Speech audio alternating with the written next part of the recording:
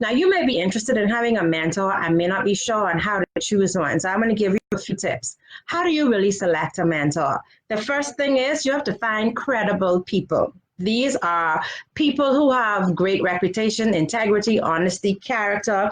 They have a proven history of overcoming. They have a proven history of winning. They have a proven history of when they fall, bouncing back. So you want to make sure that you find someone who is credible. Secondly, you want to meet with someone who has the time to invest in you. There's nothing more frustrating than having a mentor who doesn't have time for you. You're chasing after them, trying to get an appointment. You're getting frustrated because you can't sit with your mentor. So we need to make sure when we look for mentors and coaches, we find people who really have the time to invest in us. Thirdly, I'm going to ask you to find someone who is going to be honest with you. A lot of times we don't want that honesty. We like, those glazed donuts. We like that.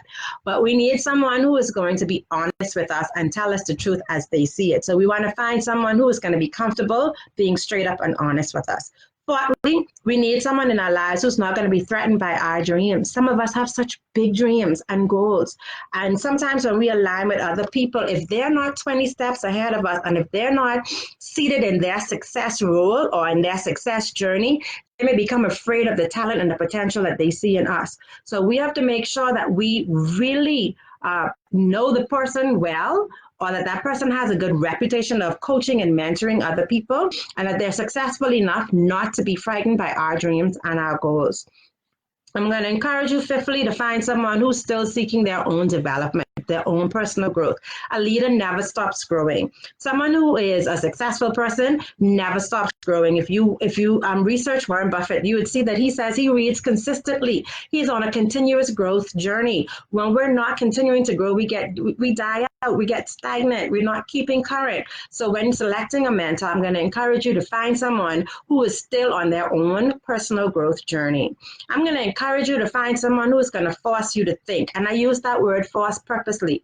I remember having a conversation with a friend of mine, and I said to her that a course will force me to do a particular thing. And her response was, no one should force you. Sometimes we need somebody to force us to do certain things. And one of the things that my mentor did for me was not give me the answers.